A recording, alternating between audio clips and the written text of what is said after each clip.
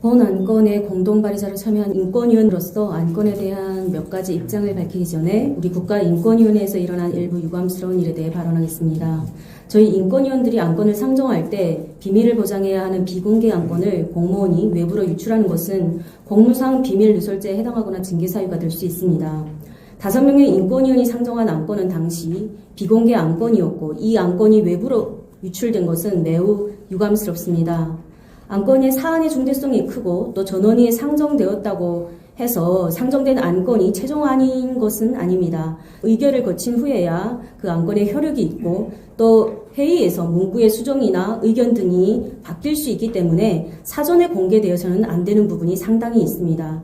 또 함께 안건을 발의하는 위원들도 구체적 문구의 정정이나 내용 수정을 사전에 상세히 할 수 없는 상황들이 있기 때문에 구체적 사안은 회의에서 수정하거나 정정되기도 합니다. 이러한 부분들이 고려되지 않은 상태에서 언론이나 매스컴에 인권위원들의 명예를 훼손하는 왜곡 보도가 무분별하게 발표된 것에 대해 매우 유감스럽다는 말씀 드립니다. 안건 발의에 동참하게 된 입장에 대해서 말씀드리겠습니다. 첫째, 저는 윤석열 대통령의 계엄 선포가 타당하다고 평가하려는 목적이 추호도 없음을 먼저 밝힙니다. 내란죄의 성립 여부는 재판 확정 전에는 아무도 장담할 수 없는 것임은 물론이지만 편향된 언론의 왜곡 보도처럼 저에게 계엄이나 내란을 옹호하려는 목적이 없었음을 다시 한번 밝힙니다.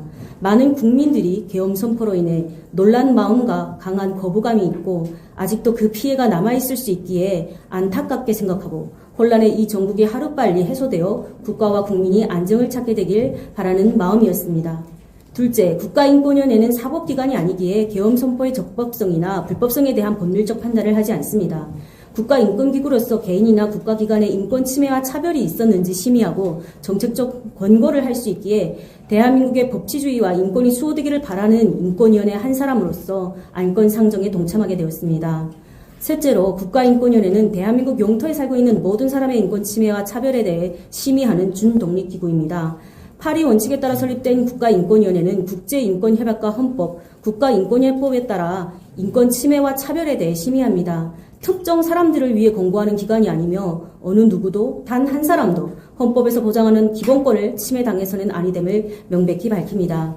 넷째로 대통령을 체포할 수 있는 범죄는 내란죄와 외환죄만이 해당됩니다. 헌법재판소가 대통령 탄핵에 대한 심리를 아직 끝내지 않았고 판결이 나지 않은 상황에서 내란죄에 대한 체포권을 가지고 있는 기관이 고위공직자 범죄수사처가 맞는지에 대해서도 법률적 대립 의견이 있습니다. 대통령에 대한 체포는 국정 불안을 야기하는 중대한 문제인 만큼 신중하게 해야 하며 수사나 재판 절차도 적법 절차 원칙 등 인권보호 원칙에 부합해야 합니다.